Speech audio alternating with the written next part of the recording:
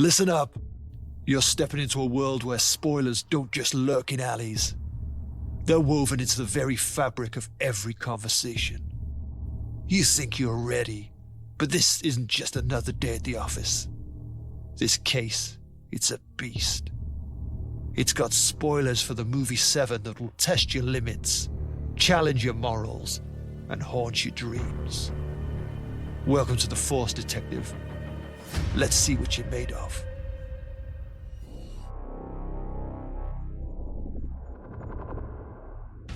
This is Diabolical, the comedy podcast where four long-suffering friends dissect films' most dastardly schemes, then compete to improve them.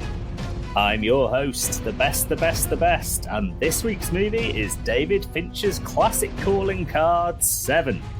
So, Peril Pals, steady your wine glasses as that train passes by, and stock up on Little Tree's air fresheners, because it's Friday, you know what that means. Let's get diabolical!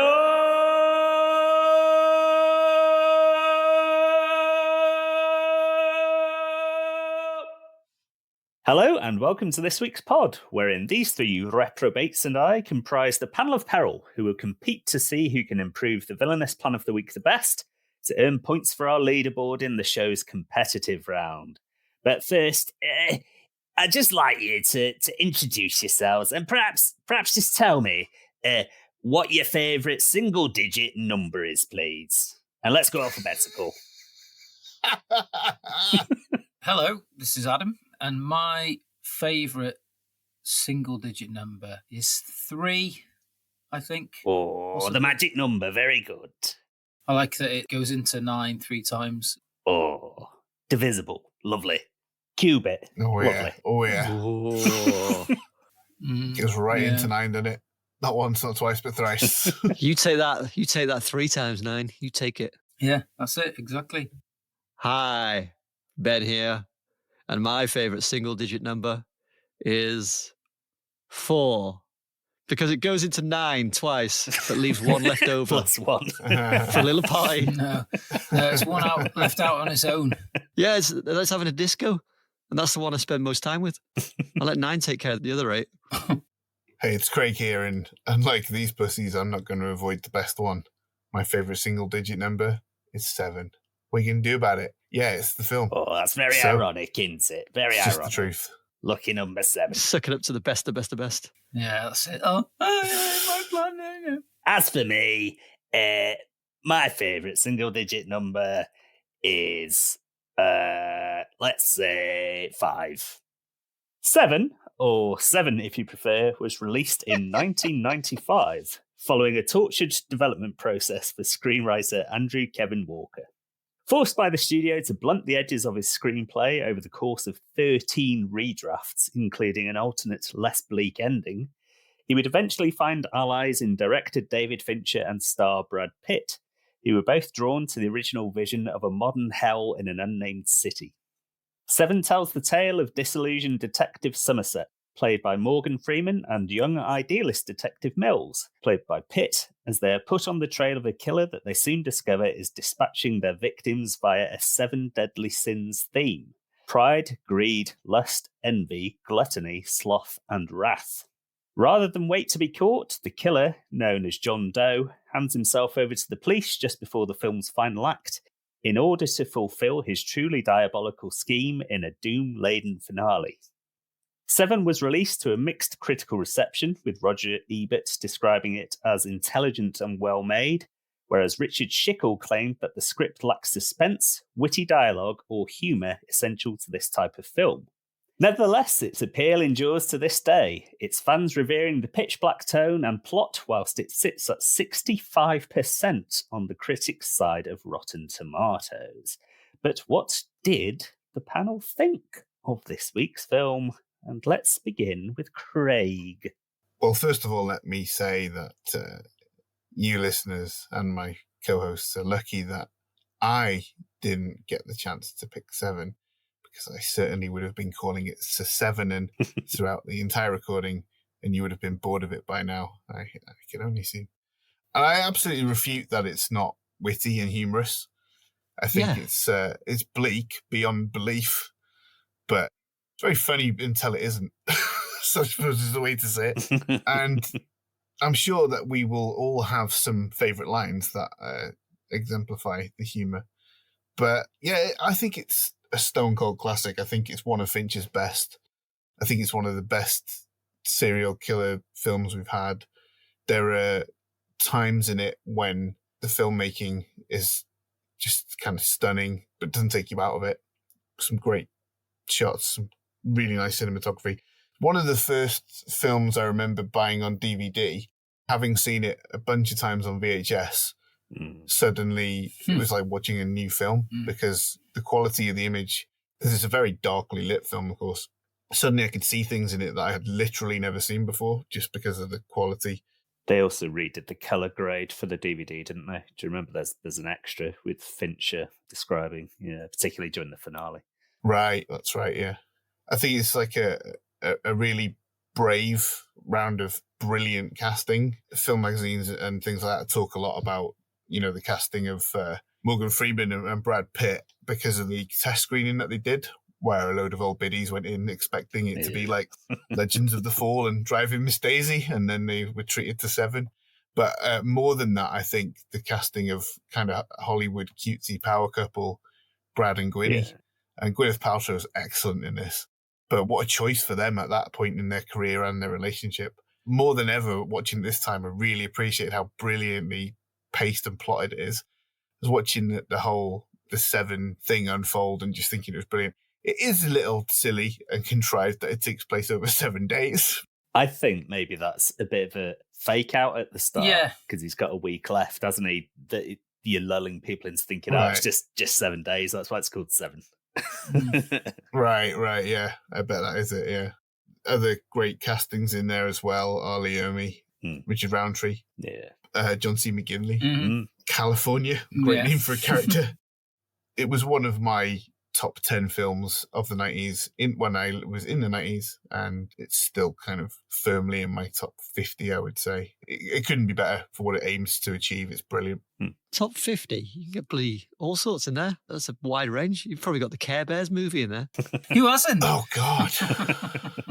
Which Care Bears movie is what I'm asking, How do you decide which one to keep in? Care Bears 2, Return to Care Mountain. Is that what it's called? Yeah, I don't know. I'm just pulling names out my arse. That's brilliant. Okay, next, let's hear Ben's thoughts. You may have heard me agreeing with Craig there, and I do. I think it's a dark film. Damned dark, but it's a great watch. I think the plot that drives the film is absolutely captivating from start to finish. Both in terms of the central mystery and the depths of depravity that the killer sinks to. Freeman and Pitt hit peak form as the odd couple. And I think they elevate the story. And it's already a great story, but they really elevate it. In terms of Fincher's work that we've already covered on the podcast, though I enjoyed The Girl with the Dragon Tattoo, I think this film is head and shoulders above it. So, overall, I give it's murder most foul, but filmmaking most flawless. And it's a crying shame that there aren't 6 more of these. What's that of? And that's out of 5. Oh, out of 5. Out of 5, well. Interesting. We're all in shock there. I was thinking about that, actually. That's another one of the kind of, not urban legends, because I think it was real, but there was talk of a sequel where Somerset, it would be more supernatural. Yeah. I think he was meant to develop some kind of precognitive powers or something. Powers. And the killer also had psychic powers. I think it would have been weird, and I don't like it, but this watch, I was thinking, Somerset is such a great detective character that he could have had other films, not like a sequel to 7, because it doesn't need one, but he's as good a detective character to me as like a Columbo or a Poirot or what have you. He's a really well-rounded character with interesting idiosyncrasies. That film, the spec script, eventually did get made. They were pitching it as 8 with the letter G changed to the number 8. But Fincher and Morgan Freeman both said no interest, and it got made as a film called Solace, which released in 2012 and just vanished without trace. I might try and seek it out, actually, just to see what could have been. Yeah. Doesn't sound like a good idea to me, though, giving him psychic powers. But hey, no, that was the thing that put me off when I first heard about it. But a film with Somerset, I think, could have gone somewhere, or maybe still could. Young Somerset before he becomes jaded, him and his partner, perhaps. Yes, that would have been great. Will Smith as Somerset, yeah. He's not young. Hell no. Will Smith's not young. He can play any age. He's very versatile. I've been told I can play anywhere from 25. Okay, well, let's move on and hear Adam's thoughts on 7. One of my first notes is it's already a masterclass in lighting and it's gorgeous. There's so many bits in the first 15 minutes. I was just like, this is great. And it's just the bits where, they might lean in a bit or take a step forward and then part of their face is lit up. And I was just like, I love stuff like that. It's just like a colour noir detective story, really, wasn't it? And I loved all that. Yeah. It was just ratcheted up for the modern audience, so it had to have the shocking elements of obviously the theme of the murderer and stuff. I thought it basically Morgan Freeman, an absolute powerhouse. I'm not sure if he got nominated that year for an Oscar, but on this performance, he's done a lot of great stuff. But I think he's the way he's comes across as this solemn sort of hermit kind of guy buried into his work. And then when he sits down for the meal with Gwyn and Brad, and his character unfolds, and I just think it's great, and he shows it all the way through. So I think it's probably my favourite Morgan Freeman performance. Yeah. I did think Brad Pitt's character, possibly intentionally, was a bit 2D. I didn't like his performance really that much in it.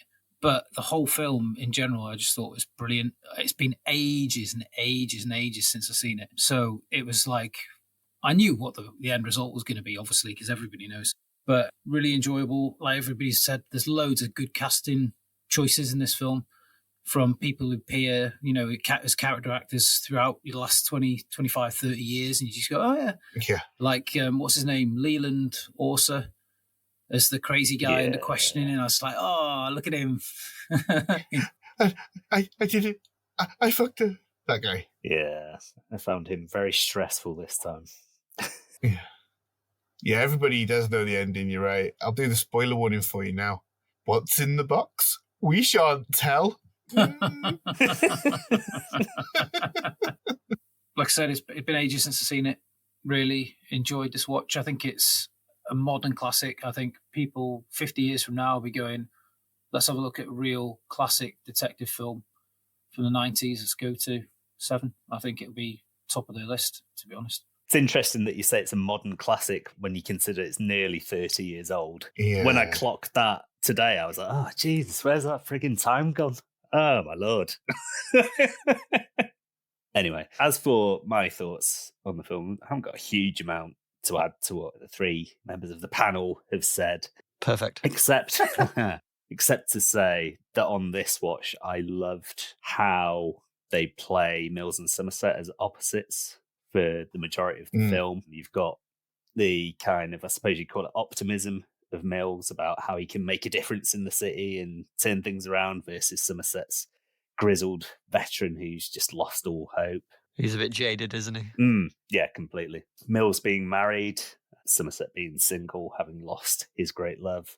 Yeah. Somerset being well-read and thoughtful versus Mills just staring at the same photos, trying to work out what's going on. Mills making childish jokes, Somerset making quite erudite jokes.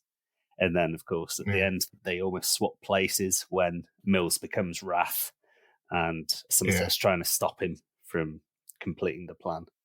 Brilliantly played between them as they slowly thaw. You get the feeling that if the ending had been different, they wouldn't have been friends. I think Somerset would have gone off into the sunset and that'd be that. But that slow thawing of their relationship throughout the course of the film is brilliantly played, particularly in the scene where they're waiting for the fingerprints to come back and the guy tells them to piss off out of the way because they're annoying him. And they sit on the bench in the hall and fall asleep on each other, and then Brad Pitt's like, wiping himself off. Yeah. He's so childish. Well, that's the thing that unites them, isn't it? Their drive to solve it. Yeah, because Somerset at the start is entirely insistent. He doesn't even want to be on the case, does he? Because he knows it's going to be a big one. Yeah. But he can't help himself but be drawn back in over the course of the late supper at the Mills household. Yeah, it's brilliant. And Howard Shore's score as well is just so amazing. good. straight away with the big sort of boom, boom, driving bassy horns. You're just like, something bad is going to happen in this film. As soon as you hear that score kick in. Yeah. Yeah, tremendous. It's funny though, because one of the things that ends up uniting Mills and Somerset is that Somerset actually does have quite a childish sense of humour. And some of his reactions are quite childlike as well. His reaction to Brad Pitt kicking down John Doe's door is very stroppy. I love that. Yeah. And when they are preparing to meet him and they're shaving their chests and talking about workman's comp and stuff, and they share a little laugh. So I think Somerset does like Mills, and I think he really likes the family life that he has. He, like John Doe, is kind of envious of that. And I think that relationship gives Somerset as much as it gives Mills.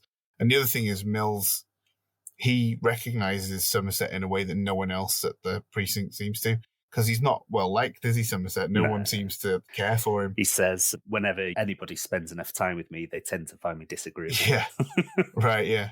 But Mills sees right through all that, and he sees him for who he is and realises that actually he says he wants to retire, but he doesn't. Mills is like, hey, that's Morgan Freeman.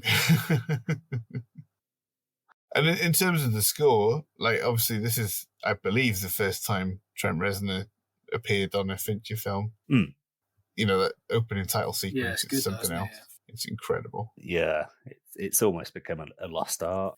After this, innovated the opening credit sequence to the point where you got sequences like Guillermo del Toro's Mimic, which is quite similar, I think, done by the same team. Again, like what Ben was saying with the detective genre moving to TV, opening credits have kind of moved to TV as well, haven't they? Yeah. Yeah. Well, that's what I said when we watched Dragon Tattoo. That opening felt like Prestige TV to me, and I guess that's because Prestige TV saw Seven and were like, we want that. When Chris Carter created Millennium, he had originally made The Exiles because he wanted to make a Silence of the Lambs TV series. So that's why Scully is so much like Clarice Starling. And with Millennium, he wanted to make a Seven TV series, and you see the opening credits of Millennium that are so good, and you see Seven all over it. And I think TV has really kind of picked that up and run with it. Yeah. Hats off to everybody involved for that. I know he's persona non grata in Hollywood and the world. Joss Whedon. Kevin Spacey. Oh, Kevin Spacey. Or his insistence on taking his name out of the opening credits. Yeah. I think really makes the film. It's an interesting addition at the end, isn't it? Yeah. Yeah. Because it really is a surprise. Still really cool that the end credits run backwards as well. I really like that. Yeah. Just a little thing, but I really like it. Yeah, because The Usual Suspects had not long come out, hadn't it? And he apparently said, if you put my name on the credits, they're going to know that I'm the bad guy straight away. Right. Yeah. So I got a couple of questions for you that you might not know the answer to, but so one of them is, I never noticed this before, but there's a guy outside the sex club with long hair and shades, and he really looked like David Fincher to me. Is that David Fincher in the little wig and glasses? Don't know. I've never seen Fincher with long hair, so if it is him, he's got a wig on, which is not impossible in a film, as far as I'm aware. No. I believe maybe some people in films have worn wigs from time to time, so it's possible. I believe there's a whole segment of staff that are responsible for wigs, I believe. Oh, my God. Oh, my Lord. Wow. Really? The other thing that I wanted to ask you, if I did know about this, it's knowledge that I have forgotten. And I did have the special edition DVD, and I'm sure I probably knew this at one time, but what was the original script like, and what did they take out of it to make it into this, which is still quite dark? Well, I think this is the original version of the script. They went back to the original version. The alternate ending is pretty much all I know, which is where Somerset shoots John Doe instead. And Mills says, "What are you doing?" And he says, "Retiring." So it's the Seven plan hasn't been fulfilled because nobody became Wrath, so he doesn't win. Rubbish. Yeah, no, it's shit. Yeah. I see. Another version that I read was that the finale took place in a big church that was on fire. That was about the only detail that I got from it. But it was on fire when they got there? Yeah, they're just like, oh, I guess we're going in there then. Bloody typical. I heard that, or I read that David Fincher got sent the wrong script by mistake. Okay. Yeah, that sounds familiar. And so he was never supposed to see the ending that we got. Mm. He was supposed to see the rewrite, but because he got sent the wrong draft, he kind of fell in love with that ending and then fought for it. Mm. I'm pretty sure they went as far as animatic with the other ending, didn't they? I'm pretty sure I've seen an animatic of it. Well, storyboards, yeah. On the DVD again. I'm pretty sure they're on there. Yeah. Not sure whether they would have had animatics back then. 94, they would have been made. They had the Animaniacs in the 90s. I used to watch it. Oh, they sure did. They were zany to the max, those guys. Yeah, they had baloney in their slack. That's about them Ritalin, didn't they?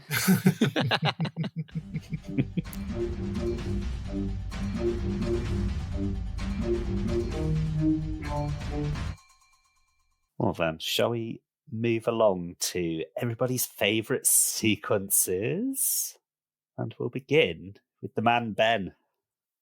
There are a few parts that I like. I really love the way the tension breaks at that dinner, for example. Yeah. I think it builds really well to that point, and then that whole release of the laughter, it feels really real.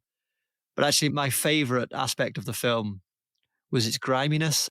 Everything felt dirty. Oh, yeah. The feeling of a diseased city, like the corruption was in every single element. For every apartment you go in, the streets. Constantly raining. And I think that acted as a character right throughout the film and played a big part in making it feel real, making it feel there could be someone committing these murders. Yeah. I really like that attention to detail. Yeah, agreed. And let's move on to Adam. I'd echo what Ben said about I think we'll probably all say that dinner scene and when the laugh is like dropping a pebble into a still pond, isn't it? It just, but it's so perfect. It's such a great moment. But I love the bit as well when they reveal that the government's been monitoring what people take out of libraries and stuff like that. And I just love that sequence. And I was like, yeah, of course they would. Of course they would. Probably didn't do it very well, but it was just. I just thought it was a really fun, interesting, and probably intentionally amusing moment as well. I just really liked it. It was really fun. Yeah, there's another one of those great character actors as the federal agent. What's the matter? You kids don't like falafel? Yeah. Yeah, he's in loads of stuff, isn't he? Yeah. And Craig, do you have a different scene apart from the Late Supper scene, I wonder? Or sequence? Yeah. The sequence where they find off the back of that information John Doe's apartment. And then he fires on them and they chase him through the building. And particularly the bit where Mills leaps out onto the fire escape ladder and is shot from above with the rain falling down on him. Fucking brilliant. And then the chase down the alley when he's face down in the puddle. He's got John Doe's silhouette standing above him with a gun to his head. It's all so good. The slow motion way that he just goes, no, as he's about to get shot. Slightly off, isn't it? Yeah. Brilliant. You kind of sense that he doesn't want to kill him because he wants to show him what he's doing. Yeah, oh yeah. But it still feels horrible. Yeah, I was going to ask that. Are we supposed to infer that he's kind of making his decision at that point? Whether to kill him or not. I think he's already decided not to kill him. He's already got his name earlier on, hasn't he? So that he's already formulated the final two parts of the plan at Envy and Wrath by that point. Yeah, I think so, yeah. Because even in the hall, he kind of had him dead to rights, didn't he? And he misses. Yeah. Pulp Fiction style. He says, though, when all that kicks off, that he's got to accelerate his plan. So maybe there was something else. He had something else cooked up. But obviously the intervention of the detectives threw him off. And then he maybe switched his focus. Yeah. Yeah, he does say that he's had to shift things around a bit because of the unexpected interruption, doesn't he? What that would have entailed, probably the same thing, I would imagine. But slower. But yeah, slightly slower. It would have been 14 days instead of 7. In that chase sequence as well, there's one shot of Mills. I think he's like hopping across car bonnets, and it's shot. It looks to me like with the telephoto lens because it's so shaky, like trying to keep him in the frame. I just thought that was quite an interesting choice. It makes it very kinetic and chaotic. Gives it real edge. That tension that Richard Schickel says it doesn't have is definitely on display in that scene and certainly the finale. So I'm not quite sure where he got that from. Yeah, absolutely in the finale. That's a bizarre thing to say about 7. My favourite sequence is the montage editing when Somerset is in the library doing his biblical research set to Bach over the PA system, intercut with Mills, just staring at his photos. He does find a few bits, in fairness, but it is that nice contrast between the holistic nature of Somerset versus just staring straight ahead of him, Mills. And you also see Tracy looking lonely in the background there as well. So it's setting everything up in one go. Just that piece of music by Bach, it makes the whole sequence quite elegant, quite beautiful in its own way, with this horrible religious imagery and words flashing up on the screen that we're assuming Doe has been inspired by. The coroner, played by Reggie Cathey as well, another excellent character actor who people might know from The Wire. I'm sure you'll recall that in our school days, I mentioned to you a few times that I wished that part had been played by Kermit the Frog. Yeah, with no explanation.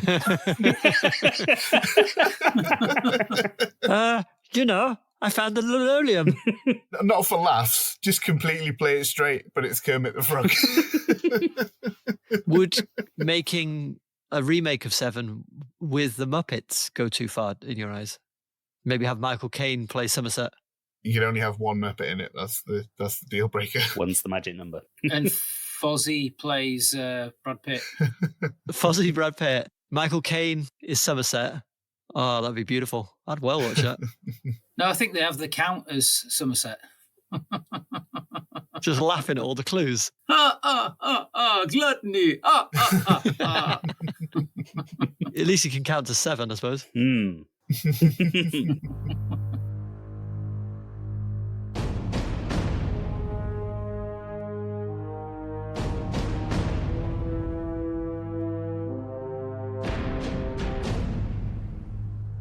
Let's move on to favourite lines, and we'll begin with Adam this time. Gentlemen, gentlemen, gentlemen, I'll never understand. All these books, a world of knowledge at your fingertips. What do? You play poker all night. And then one of the guards retorts, "We got culture coming out our asses." Before putting bark on. I know he says, "How's this for culture?" doesn't he? And he whacks that on because somebody says that, I think, first. And then he's the one that must have a little bit of culture. The guy who puts the music on, is he a security guard in every Hollywood film? I feel like I've seen him as a security guard in a few things. He's the bus driver in Speed. Yeah, oh, is it? That's it. Yeah. Similar kind of uniform, I guess. Nice one. Hear Craig's favourite line. Oh, let's do. There are so many great ones, but just because we were talking about him, who was it? Some dickhead? Richard Chicken. Saying that it's not witty. Very early on, when the coroner comes into the crime scene, picks the guy's face up out of the plate, and it's like, ah. And he goes, "He's dead." And Somerset says, "Thank you, doctor." Fucking great. And Ben, let's see what you got.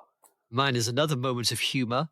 It's the police captain sitting at the desk. The phone rings, he answers it and just shouts, "This ain't even my desk." Slams it down. It's such a weird little detail, isn't it? Yeah. It doesn't need to be there at all. It's brilliant. So good. Yeah. It's a great role for him, Arlie, isn't it? Because everybody associates him with just drill sergeants and shouty army types, and he actually gets to play like a quite quietly spoken, firm but fair captain. So, fantastic role for him. Ben's just stolen my line. I thought I'd made it to the end there without anybody taking it. Oh, so let's look at me now. Goddamn kids, I would have gotten away with I'm it. so satisfied with that. I'm very satisfied. Oh, I've got one. It's another moment of humour, quite dark humour, when they arrive at the appointed place in the desert for the finale, Mills, Somerset and John Doe. And there's a dead dog there, and Doe just looks up and says, "I didn't do that." It's good. It's good. Yeah, it's good. He's got a wicked little sense of humour, John Doe, hasn't he? He's got his redeeming qualities after all. He's a prankster, he's a trickster, he's a jokester. Hey, maybe he's not such a bad bloke after all. Yeah. No man that cracks jokes about dead dogs could be all that bad. One line that I really love, that's an earnest line, not a funny line, and that I think about a lot as a parent is when Somerset, having learned that Tracy's pregnant, advises her to spoil that kid every chance she gets. I always think about that. Try my best to do it. I thought he said flush it. I found a very funny customer review on Amazon for, if you don't know, they're releasing a 4K box set of Seven later this year with like John Doe's book. What's in the box? Yeah, John Doe's handwritten book and all kinds of cool stuff in it. Yeah. And there's like, people always review stuff before it comes out on Amazon, don't they? Yeah. And this one guy gave it a 1-star review and said, Seven is just another gruesome graphic film for a mainly young audience numbed by too many internet, intolerant political, ideological, etc. Scandinavian noir did much better than Seven. I was just like, what? It's like an Adam Buxton comment. Yeah. That's great. I thought you were going to say something like, 1 star, Gwyneth Paltrow's head was not in my copy.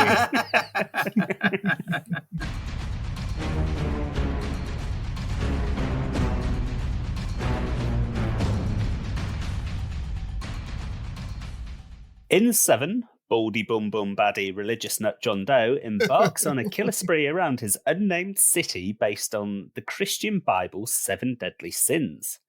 He chooses his victims based on his own warped morality, the gluttony victim being a plus-size gent, or the greed victim being a criminal defense lawyer, for example. His final gambit is that he himself is the victim of wrath, as he reveals to Brad Pitt's detective Mills that he has decapitated his pregnant wife and FedExed him her head, thus prompting Mills to shoot Doe and ensure his name lives on in infamy. But what did the panel think of Doe's sickening scheme? And we're back to Craig giving his thoughts first.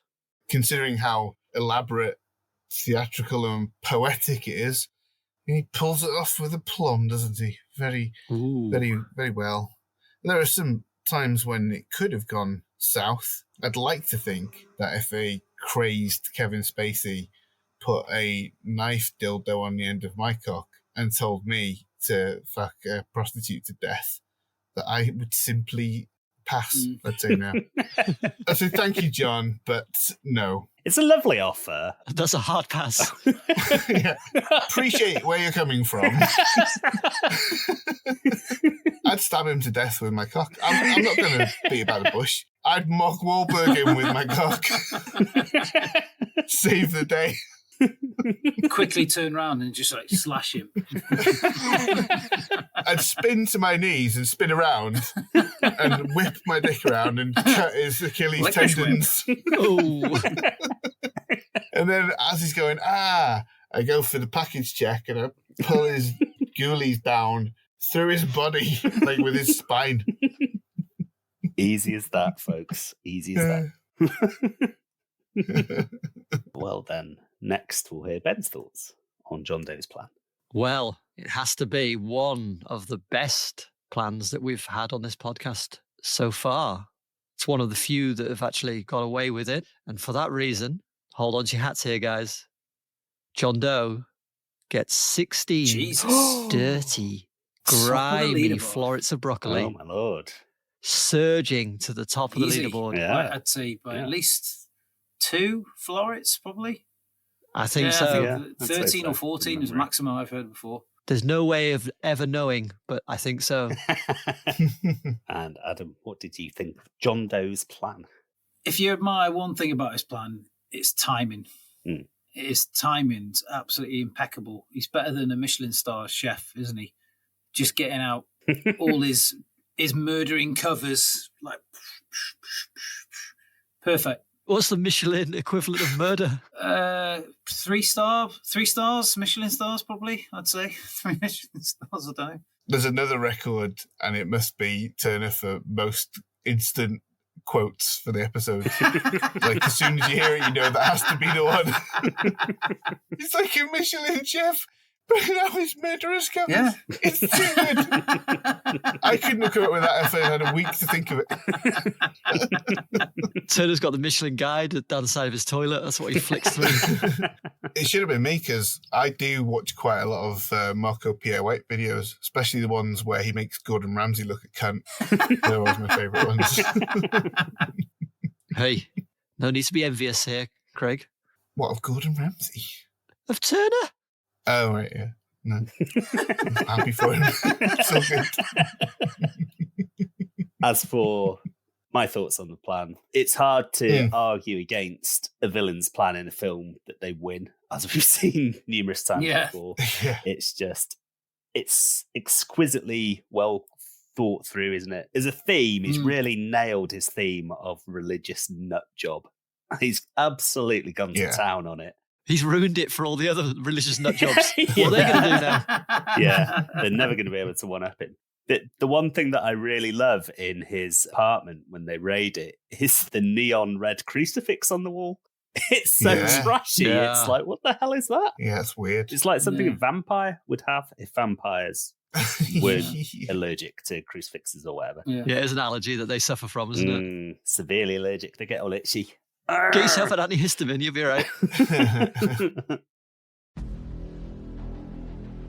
Before we go any goddamn further, we'd like to thank you for listening to our show so far. I'm going to mix it up a bit this week and ask for a different favour from our loyal Peril pals. If you like what you hear, pass it on. Recommend Diabolical to a friend, relative, work colleague, or well-wisher who you think will enjoy the show, like we do. We want to get the show into as many ears as possible, and you can help us do so with just a few words. And do remember to follow us on all the socials at Diabolical Pod.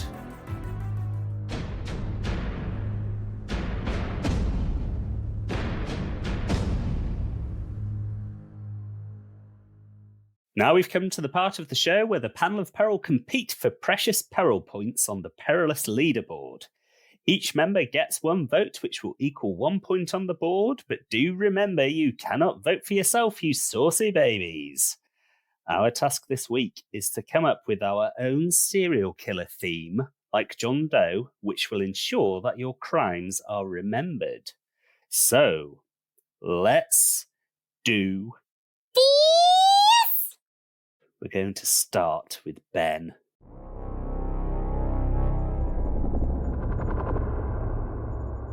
It's raining again.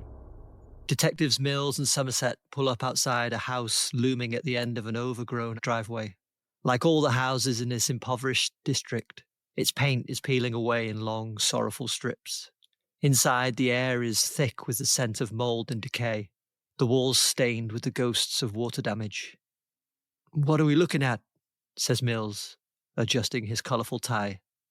A friendly forensic scientist explains that it seems to be a bludgeoning, a stomping perhaps. But the really weird thing is the tiny blue fibres sprinkled over the body. Somerset asks the scientist to run an analysis on the fibres back at the lab. At the precinct, the consensus is that it was just another gang-related death, but something niggles Somerset. The next day, the pair are called to another crime scene. Another bludgeoning. This time, a middle-aged married couple. The friendly forensic scientist suspects the murder weapon was a meat mallet from the kitchen. Between the bodies sits a small, round stone painted in black and white stripes. Another day, another murder. This time, a local talk show host. Suffocated, his mouth sewn shut. "What does this all mean?" shouts Mills, simultaneously clenching his fist and his pert buttocks. Still no closer to catching the killer, the detectives find themselves in the apartment of some dead newlyweds. As they examine the couple's charred, embracing remains, the friendly forensic scientist enters. "That's not all," he says. He leads them through to the dining room, where 2 freshly plucked brains sit on the table. "Did that sick bastard use magic markers to draw narrow eyes and frown lines on them?" inquires Mills, examining the exposed organs. "I'm afraid so," says the friendly forensic scientist. "Oh, by the way, the results came back from the lab. The fibres were blue suede." Somerset's mind goes into overdrive. The events of the past few days flash before his eyes. The murder in the ghetto. The meat mallet couple. He loved them tender. Next to that stripy stone. The jailhouse rock. The chat show host with his mouth sewn shut. He'll definitely be having a little less conversation. The newlyweds burning love and their suspicious minds covered in marker pen on the table. Elvis, yells Somerset. The killer is trying to get the King's greatest hits album to number 1. And as soon as the press gets wind of it, that's exactly what happens. Thank you very much. Nice. Very nice. When you said tiny blue fibres, I immediately thought of Towerley. Million little fibers. So, what was the talk show host with his mouth sewn shut? A little less conversation, a little more action. Ah, okay. Is it actually Elvis doing the killing as well? Is it, or is it somebody like an Elvis? No, it's John Doe. John Doe's an Elvis fanatic. I just reframed him from a religious fanatic to an Elvis fanatic. Very good. Yeah. I was That's thinking it. about fanatics. That's what was my kickoff point. Yes, there's quite a few crazy old Elvis fans out there, isn't there? Sure are. So, is the blue suede the first thing that they work out? And then from there, they work out the rest of the song titles and the theme. So the blue fibers go to a lab, and when they come back and they found out it's blue suede, that is quite a distinctive refrain from Elvis, isn't it? Blue suede. You don't hear it anywhere else, really. And so once Somerset hears that, it kicks off his train of thought that helps him connect the dots with the other murders. Yeah. Fine, that's good. I think you'll find it's quite flawless. It's certainly memorable. The Elvis song title murders. It's not quite as catchy a title as 7. No. But hey, I paid to watch it. But they'd call it Elvis. They would have called it Elvis, but with a Roman numeral 5 instead of a V. Elvis. Any more questions for Ben? I can take your congratulations now then if you want. Yes. Let's move on to Adam's evil scheme.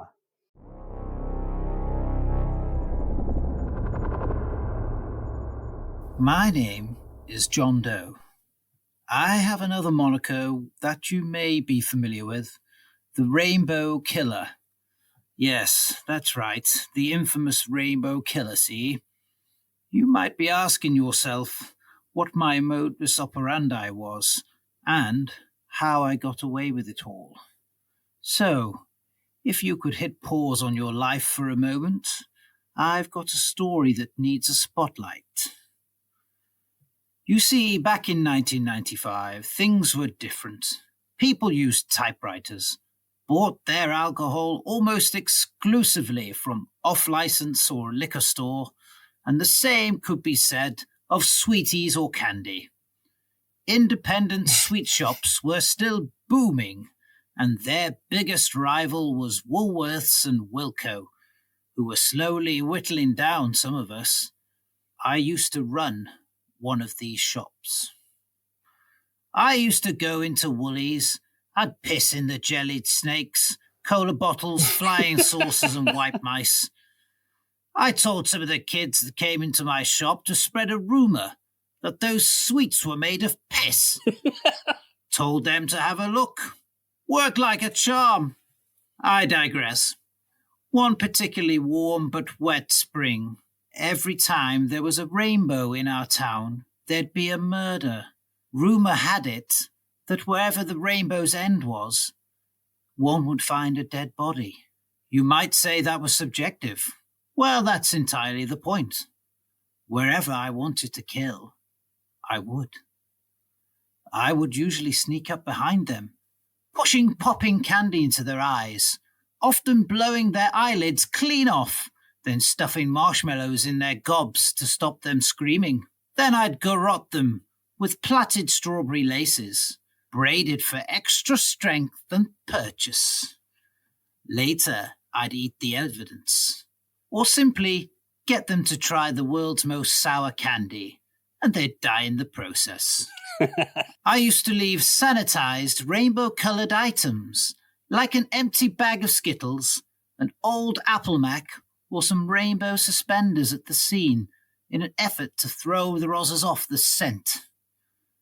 The latter one seemed to implicate late comedian Robin Williams, whose TV persona Mork from the TV show Mork and Mindy used to wear them. After it was pointed out that Mork was a fictional character, Robin was released 18 hours after his arrest. All good things must come to an end, though, and just like that, after the rainbows stopped happening frequently, the murders ceased. I then went on to entertain myself by creating the first internet message board for dogging in our town, something I'm very proud of.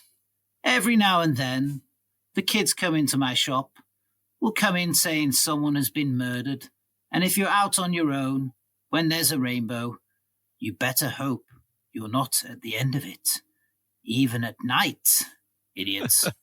I don't have an issue with John Doe now being an elderly English gentleman, or with him running a sweet shop, or with him leaving bodies at the end of rainbows. But my question is, where are these rainbows coming from? Because there's no sun in this city, just rain. Yeah, well, it's when it pops through the clouds, that's the best time to get a rainbow, when it's a bit damp. And then you get the gap in the clouds and the sun comes out. It's like, oh, there's a rainbow. And then that's when he strikes. I disagree. I don't think there's any rainbows. I don't think there's any rainbows, ever. I had a lot of fun creating this character, so I don't care. I have got a question off the back of that for Ben, which is, how many colours are there in the rainbow? 7. And why is your film with the Elvis killer called 7? It's not. But the film's called 7. Can't change the name of the film. That's against the rules. The film's called 7. As we say every week. Can't change the name of the film. You can't change the name. You didn't say that to be 7. No. Absolute joke. We're there. 1, 2, 3, 4, 5, 6. Oh, there's 7 song titles in there, don't worry.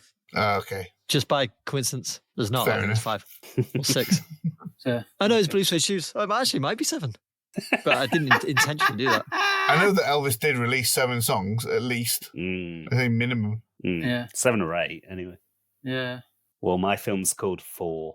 I've got a question for Turner. What's your beef? So you say he approaches them from behind with the popping candy in the eyes. Does that mean he has like 2 handfuls of popping candy? And he does that surprise kind of thing? Guess who? Tango. Yeah. And their eyes just instantly... Yeah. Eyelids just fly off. And then... Do you imagine the crime scene? The forensic scientist going, well, we found the eyelids 12 feet over there. Well, I'd say we're ready to hear Craig's scheme.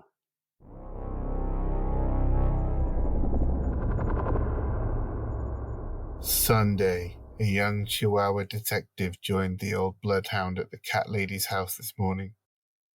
He had to wade through a sea of filthy, mangy cats and discarded tuna cans.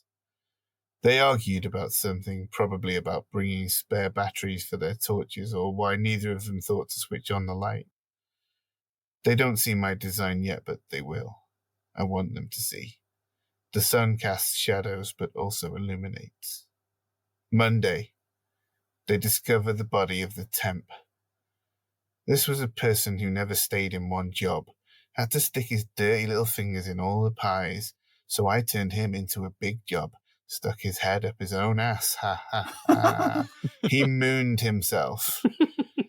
In case the detectives still can't see, I cast a little moonlight for them and daubed the word moon on the floor in blood.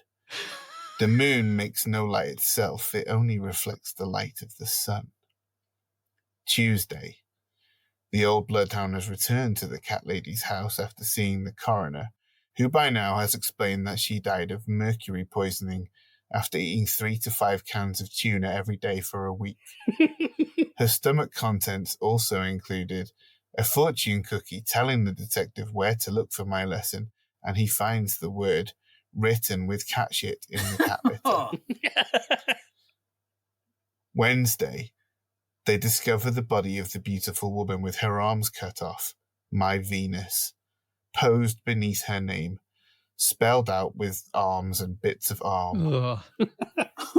The old bloodhound visits the library while the young Chihuahua gets the cliff notes. By now they realize my inspiration and turn to Dante, but not to Inferno, to Paradiso. Thursday, The 7 lowest spheres of heaven deal solely with the cardinal virtues of prudence, fortitude, justice, and temperance. The first 3 spheres involve a deficiency of one of the cardinal virtues. The moon containing the inconstant, whose vows to God waned as the moon, and thus lack fortitude, like the temp who can't stick with one job. Mercury containing the ambitious, who were virtuous for glory, and thus lacked justice, like the cat lady who ambitiously wanted to own 11 cats. It's too many. And Venus, containing the lovers whose love was directed towards another than God, and thus lacked temperance. My Venus loved her arms, she made that clear. The final 4 are positive examples of the cardinal virtues, all led on by the sun, containing the prudent whose wisdom lighted the way for the other virtues, to which the others are bound. Mars contains the men of fortitude who died in the cause of Christianity. Jupiter contains the kings of justice, and Saturn contains the temperate, the monks who abided by the contemplative lifestyle. Friday, Mars Day. Today they find the body of a priest with a load of Mars bars shoved up his ass. Saturday, literally Saturn's Day. I will turn myself into the dogs and lead them out to the desert, where I will reveal to them that they are Jupiter, the kings of justice. Then I will self-immolate, and thus the light of the sun will show them that I am cleansed, and then they will contemplate my design, and they will chill for a bit, becoming Saturn the temperate. Can you just read that again? I got lost. All of it. Yeah. There's a lot of big words, and I'm a very simple man. From the top. Break it down into layman's terms, please. I'm not as simple as Turner, but still break it down for me too. Dante's Divine Comedy, as well as 7 deadly sins, there's also 7 virtues. And in Paradiso, there's 7 orbs, and it's, the planets and the moon and the sun. And so I themed my murders around days of the week. Well, the days of the week I read out because they happen in the movie. But Saturday just happens to be Saturn Day. The rest of them got changed through various conquerings of Britain. So like Wednesday is Odin's Day, Thursday is Thor's Day. Moon's days, right? Yeah. The happy days killings then, essentially. Monday, Tuesday, happy days. Happy Wednesday, days. Thursday, Yeah. happy Yeah. Okay, happy days. The start of Tuesday and the start of Tuner is the same. Yeah. So there's a lot of stuff working there. It's very layered, isn't it? Yeah, it's very dense, yeah. Like a well-compacted tin of tuna.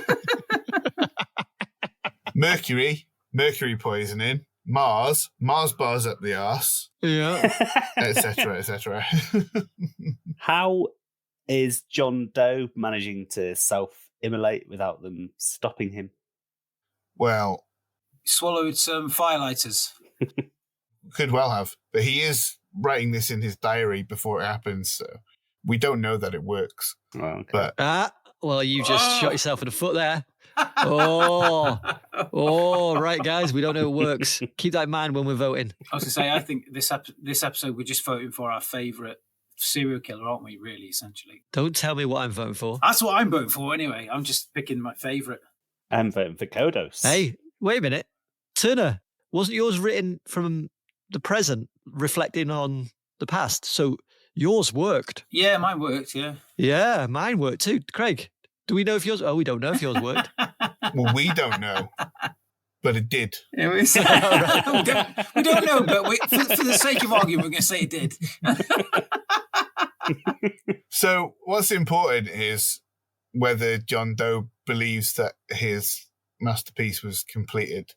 And the reason he does, like with the woman that he leaves with her nose cut off and the pills and the phone, he knows what she's going to do. And he knows that Mills and Somerset will allow him to self-immolate. Also, he swallowed some fire letters. You've just saved the day. You're welcome.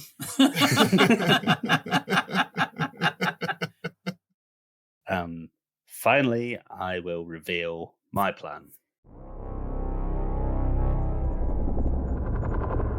No messing about from me this week, fellas. No flim-flam, no mummery, no tomfoolery, no lackadaisy, no macking about, no phlebotomy, no meandering, no featherbedding, no bumming about, no tinkering, and certainly no time wasting to get my word count up. Nope, not I. Not the best, the best, the best. Not in this lifetime. Not on your Nelly. No, sir. John Doe wants to be remembered, does he? I'll give him this. The fact that he is the final victim of the plan in the film is a doozy. I'm keeping that. But instead of a puritanical sin-based plan, I've plumbed for something a bit more jolly, but no less gruesome. Also, it needs less victims to succeed, so it's a bit of a time saver in that regard. And as previously noted, there shall be no time wasting from me on this occasion. For my first victim, I shall require someone who lacks the virtue of courage. By way of illustration, let's say that this person is an, air quotes, trained professional, proficient with firearms, who refuses to enter a school with his squadron of fellow professionals when someone is inside shooting loads of kids. Lacking in courage, balls, morals, you name it, this cunt has none of it. Detective Mills and Somerset will be investigating that chode's remains on the steps of City Hall with an AK-47 rammed up his arse just like a Mars bar, and a Medal of Valor will be discovered in each of his lungs during his autopsy. How did Doe manage to get a medal in each lung? It's just luck, really. Give it a bash and blow me down with a feather, it worked. For my second victim, I need to source someone who has had a burning ambition to learn something specific for their whole life, but never found the time or energy to do so. Let's see that in this case, the victim wanted to learn a new language, something I imagine most people would like to do, but do not do. There's no other reason to kill this person other than the fact they aren't using their brain to the capacity they ought to. And that is why they will be found slumped over on a park bench, holding onto a waste paper basket that houses their own removed brain. Mm. Oh, my, quite delicious of you, John Doe. Quite delicious indeed. Victim the third shall be none other than Argentinian footballing rapscallion Diego Maradona. Doe went to a couple of games during the '94 World Cup and couldn't help but notice the obvious. Maradona ballooned off his tits on coke when he scored that goal in that one match. You know the one where it was like, he is definitely ballooned off his tits on coke, mate. Why, that certainly won't do you any good. All that delicious cocaine you've been imbibing, no good at all. Particularly your heart, man. What were you thinking? Which is why, upon a visit to the nameless city, legendary filthy handballing cheater Diego Maradona is discovered in a seedy hotel/brothel with a small bomb inside the cavity where his heart should be. Fortunately, as Mills and Somerset scratch their heads in befuddlement at this latest macabre scene, they hear a voice calling from the street. "Detective!" rings out in a high-pitched shriek as John Doe reveals himself as the killer and reveals that his head is comically swollen. And I mean massive, like Mr. Mackey from South Park ×5. He's injected it with helium, you see, to make himself resemble the trickster visage of the Wizard of Oz, thus completing his madcap scheme, which also encompassed courage, heart, and brain.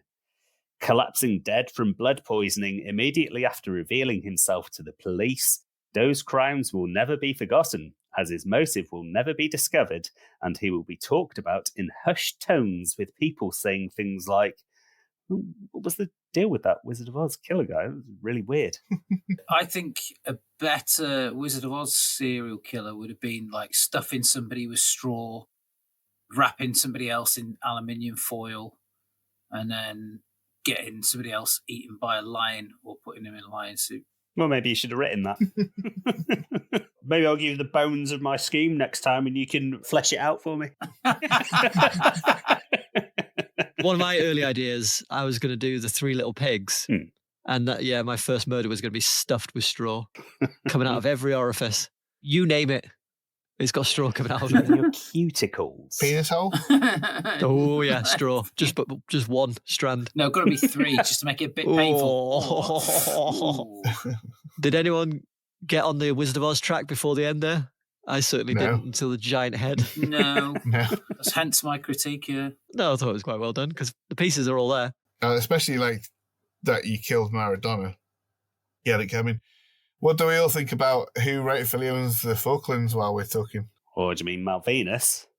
What did you say about your penis? It's got a straw in it. A stroke luck with those medals of valor, wasn't it? Yeah. Blow me down with a feather. He's bloody done it. First try. He looks at the camera and he goes, "That was a stroke of luck, wasn't it?"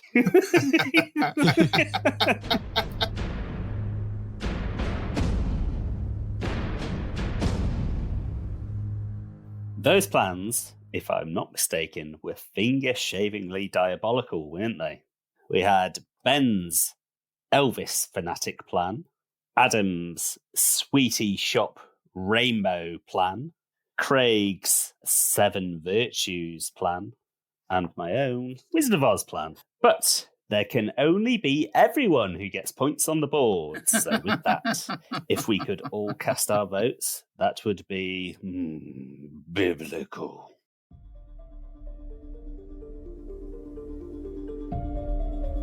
Let's hear Adam's vote first. We've all been very inventive tonight.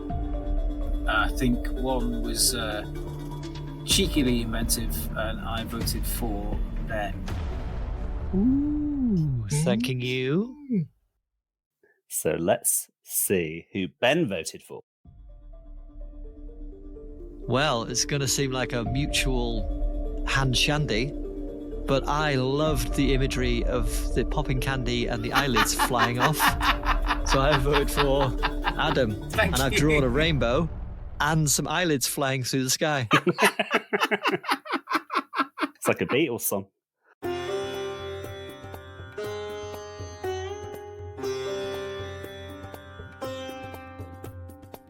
Eyelids in the sky with rainbows. Let's see who Craig voted for. Well, I enjoyed a lot of the imagery and the theme, so my vote went to the best. He is a friend of Dorothy, and old Craig. Or is it going to be circle jerk complete? Not quite, unfortunately. I have also cast my vote for Ben's Elvis plan. Yes! Thank you very much. So we come to this week's updated leaderboard, and we have a new leader with 7 points on the board. It's Ben. Love lift me up where I belong. In second place with 6 points is Adam. Yes. In third place with 4 points is Craig. Ooh. And bringing up the rear is me with 3 points. How the tables have turned, hey? Wow, the turntables. Well, that will do us for another batch of evil schemes, but we shall return next Monday for another dose of podcasting and pontification with Craig's choice of film. If you would be so kind as to reveal what you have selected, please. It is another huge 80s movie. It's a perennial favorite of mine and my brother's. We piss ourselves laughing every time we watch it together. It is Beverly Hills Cop. Nice. Very good indeed, with the 4th one coming out this year, is it? Yeah. Oh, very nice, very nice.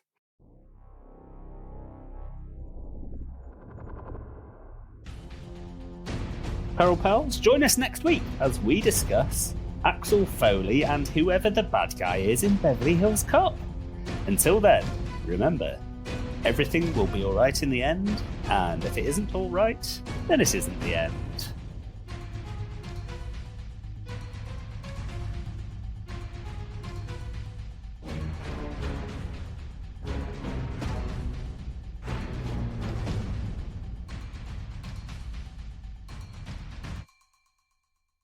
Who is the bad guy in Beverly Hills Cop? It's Judge Reinhold. I met this girl on Monday, took her for a drink on Tuesday. We were making love by Wednesday. And Thursday and Friday and Saturday, we chilled on Sunday. There you go, that's my 7 song. What you got? You let me violate you. Oh, you let me desecrate you. Yes, you do. You let me penetrate you, baby. You let me complicate you tonight. It's the song from the opening credits of Seven. I don't remember it being so jazzy. That's the Mike Flowers and the Pops version, I think. Yeah. Hello, and welcome to this week's pod, wherein these three reprobates. I'm going to do that again. But I mean, it is true. There are too many internet these too many days. internets. Yeah. Can't bloody move for it. Too many internet. Where internet? Too many that where. Fortunately, as Mills and Somerset scratched the... Oh, man. I just had a weird flash that I'd said Somerset wrong, but I didn't, did I? Weird. You said Devon? Yeah.